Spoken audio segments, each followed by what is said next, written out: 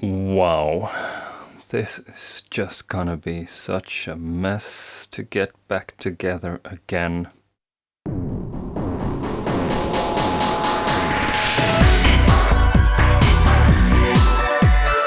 In this episode, improving the legendary, the mythical, the completely insignificant consumer camcorder Canon Legria HF R76.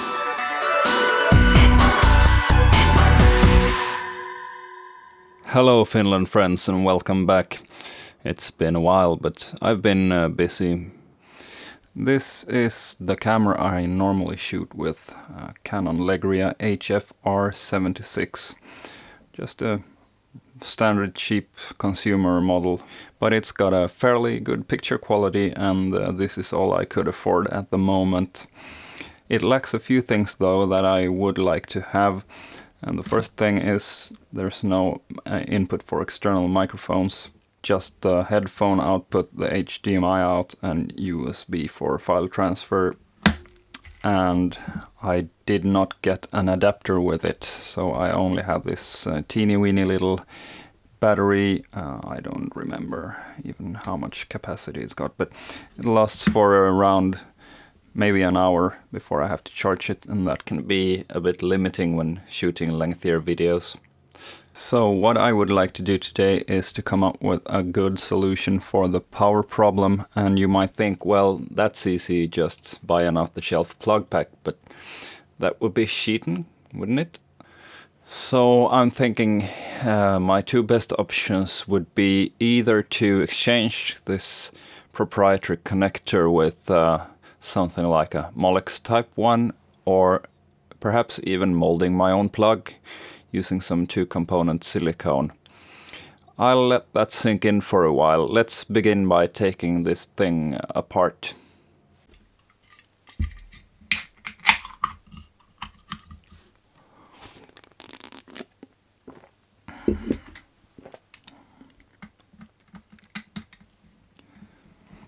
I got this camera like most of the other crap from eBay. I think I won the auction for around €20 or something, so that's like nothing compared to how much joy and excitement I've gotten out of it already.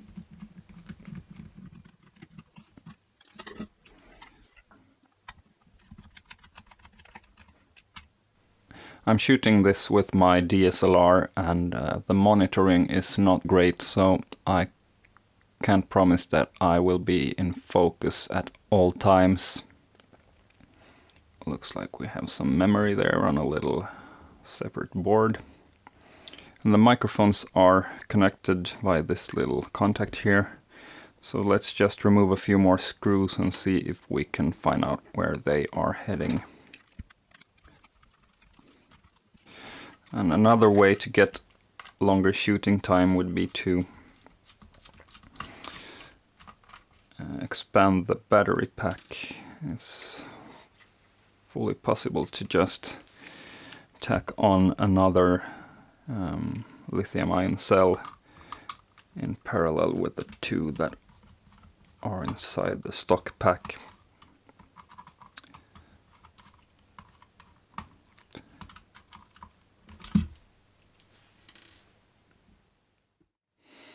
Okay, so I'm back a bit wiser, I think. As I mentioned, this is the connector for the internal microphones. It's got 4 contacts and that would be signal and ground for each of the microphone elements. It's filtered in some way, perhaps to get rid of high frequency noise. I don't know if that would be in the audio band or higher up. And the signal pops up over here behind 2 caps before it goes on to this IC, some sort of audio controller, microcontroller thing. Let's check that out. I think it was marked. How close can I get? yeah, it's a Canon custom part. No idea if I will find any info on that. Let's check that out actually. Yeah, just an audio video controller. There's not going to be anything more extensive on that one. But let's take a look on this unpopulated connector here. Oh wait, did I forget? Yeah, this little 5-pin chip here. So that's gonna be switching probably the bias voltage for the microphones. It's not gonna be like a professional 48-volt Phantom. These will be a pair of pre-polarized electret mics, and the power is there for the internal FET drivers. I expect the same thing over here. We can see an unpopulated 5-pin footprint. Each of the signal contacts, I assume that this is the contact for the left and right signal, goes on to its little dedicated pin here in the bottom, and then continues via a couple of capacitors also into the big IC here.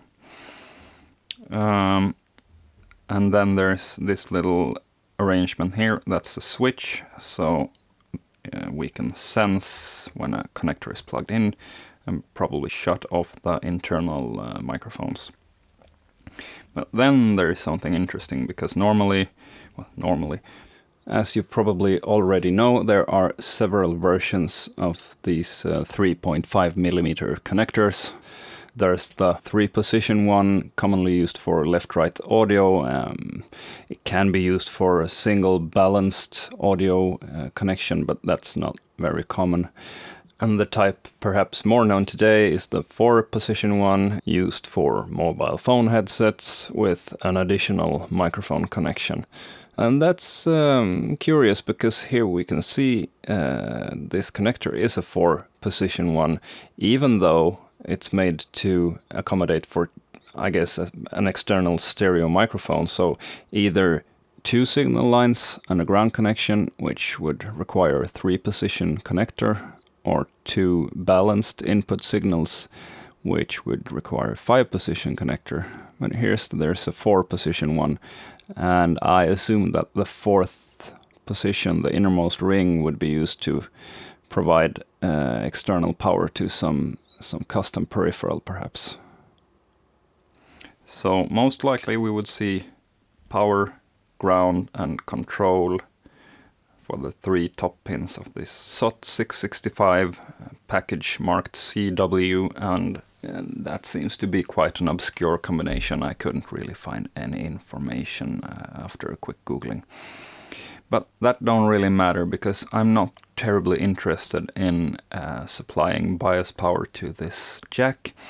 I'll most likely use it as a line input only. I don't own any external microphone with a 3.5mm plug anyway, so I'll just connect some microphones through my audio interface and then route it that way as a line-in signal. And I think I'll go with a 3-terminal jack, just ground and right and left, and then some external wires from the contact pads. Perhaps even see if I can fit a switch through the case. Otherwise I'll just sneak them out free hanging, because I want to see if this little controller here keeps the input active at all times and uses this switch to just shut down the internal microphones, or if this actually switches between the two. So this is only active when the switch is open, and this one is only active when the switch is closed. We'll find out, because if both inputs can be active at the same time and this chip does some internal mixing, that would be awesome. That means we could choose a wide variety of setups for our audio inputs. So, and I also went to a local secondhand store and found this old MP3 player, and I just took it open very briefly in the store, and it looked like, I'll zoom out a bit. looked like it would fit the bill. I mean, the pads probably won't line up perfectly, but I can glue it in place and run some wires, hopefully.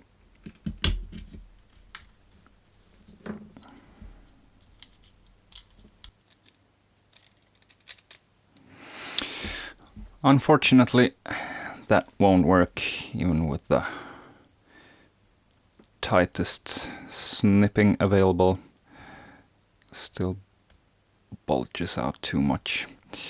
So I think I could move this jack, but I don't want to, because I don't want to have a switched jack. I think I'll just do a temporary free hanging wire out of the case and see if I can find the correct jack online and order it and open it later. So I'll just go and drill another hole here and find some suitable cable, and then we should be all set to screw this thing back together. That'll do for testing purposes at least, so let's try to get this thing back together. Oh my. Well, that went sort of smoothly. One teeny tiny screw left over. Maybe it'll find its right place one fine day, I don't know. So let's just see if we messed everything up or not.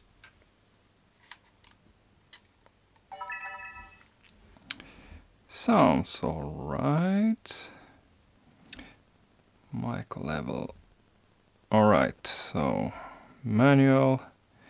Now I am interested in what happens when we short these two. Anything? Any change? No.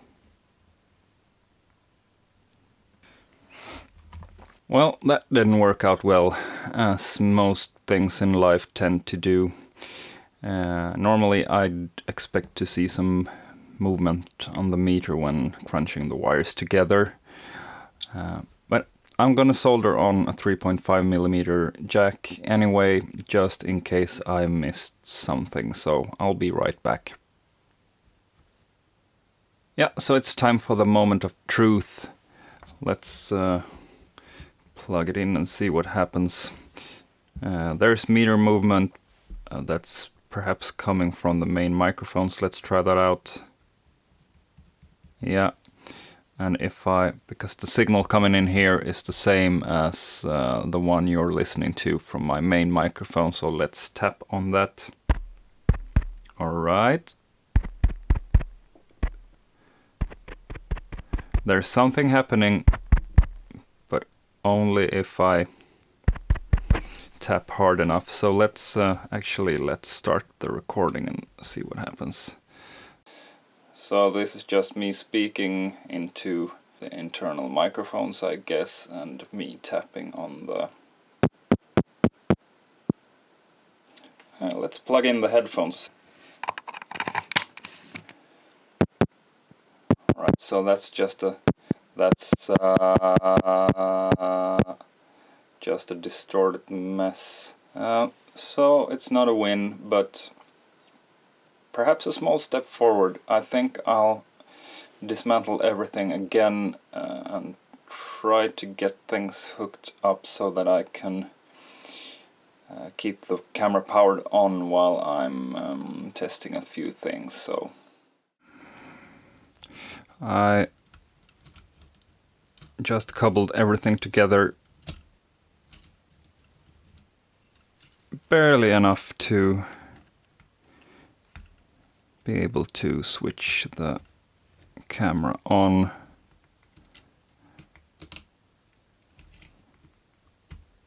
And hopefully I now have the ability to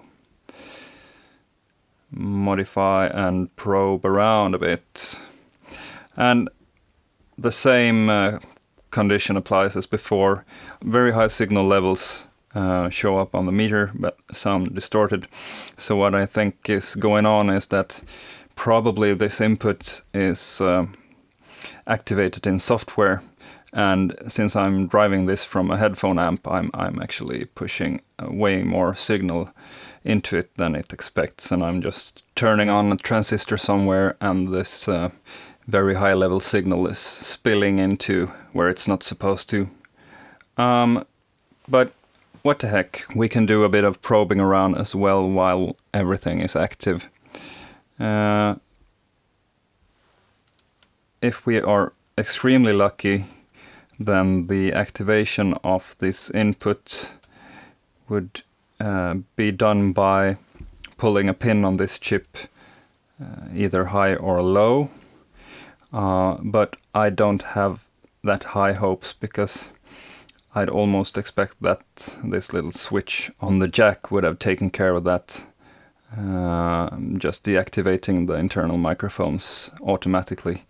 But just maybe the main interface controller is actually doing that separately and not on some data line.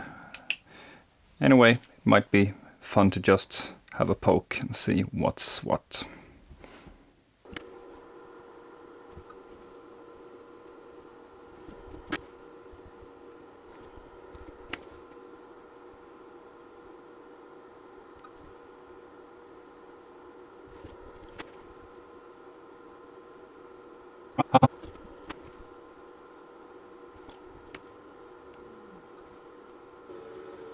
Alright, we are making progress.